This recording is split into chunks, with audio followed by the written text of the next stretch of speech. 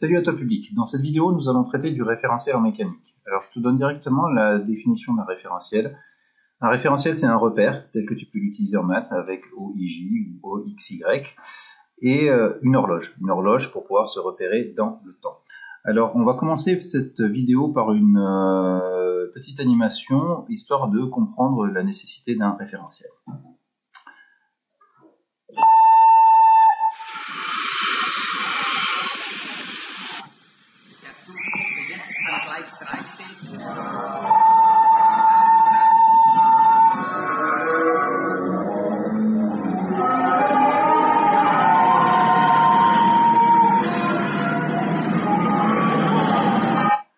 Alors, j'ai démarré cette vidéo volontairement par ce petit extrait, parce que finalement, on se fait avoir au tout début de la vidéo, parce qu'on pense que c'est la personne qui est à l'intérieur du train qui se déplace par rapport au paysage, alors que c'est un décor qui est monté sur roulette qui va se déplacer.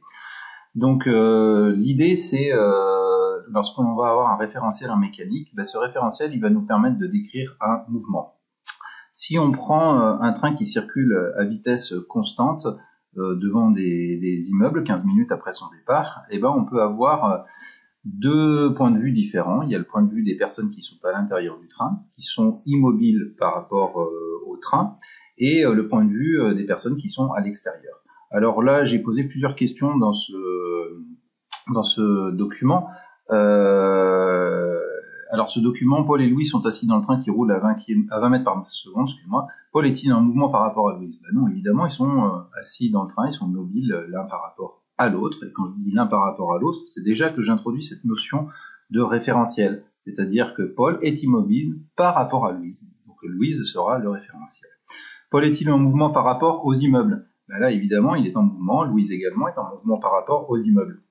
Le par rapport aux immeubles, finalement, fixe le référentiel, la référence à partir de laquelle je vais étudier le mouvement.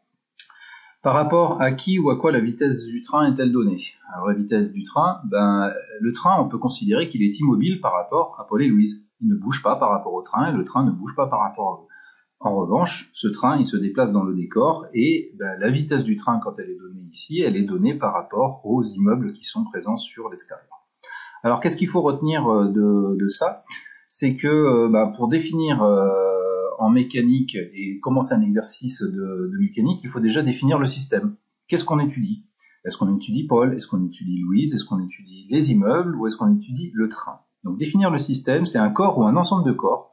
Pour simplifier, on étudie le mouvement d'un point en particulier de ce corps. Alors, ça veut dire quoi? Généralement, en mécanique, on va se simplifier, notamment en physique. On va faire de la physique du point.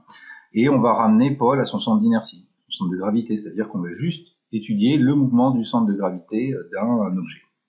Définir le référentiel d'étude.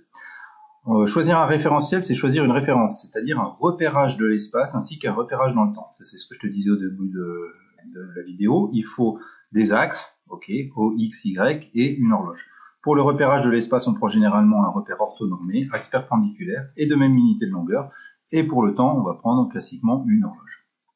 Alors en mécanique, il existe trois référentiels dans lesquels on va souvent travailler. Le mouvement et le référentiel héliocentrique. Donc le référentiel héliocentrique, il est constitué par le Soleil. Voilà, l'origine de ce repère est située au centre du Soleil et les trois axes vont pointer vers des étoiles fixes. Alors ça, c'est un référentiel qui est très utilisé pour étudier le mouvement des comètes ou des planètes qui ont des orbites elliptiques, voire quasi circulaires autour du Soleil. Le référentiel géocentrique. Le référentiel géocentrique, il est utilisé pour étudier, par exemple, un satellite artificiel qui serait en orbite autour de la Terre. L'origine de ce repère est au centre de la Terre et les trois axes vont pointer vers des étoiles fixes. Ainsi, dans ce référentiel géocentrique, la Lune aurait une trajectoire circulaire. Je vais en profiter pour définir la notion de trajectoire. La notion de trajectoire, c'est l'ensemble des points de l'espace que va occuper un objet au cours du temps. Tu vois, là, c'est les petits pointillés. La Lune, elle va occuper toutes ces positions-là au cours du temps. Le référentiel terrestre. Le référentiel terrestre, c'est celui qu'on a utilisé, par exemple, tout à l'heure avec l'exercice du train. Le référentiel terrestre, ou la classe, temps référentiel de la classe, on va prendre une origine du repère à un endroit qui nous arrange et trois axes qui vont rester fixes. Voilà, j'espère que cette vidéo t'aura aidé à comprendre la nature des référentiels. Ce qu'il faut bien retenir également, c'est que quand tu vas traiter un exercice en mécanique, il faut toujours commencer, et ça je reviens sur la diapo précédente, par décrire quel est le système que tu étudies, quel est l'objet dont tu vas étudier le mouvement, et ensuite définir le référentiel de l'étude. Voilà, je te dis à bientôt pour une prochaine vidéo.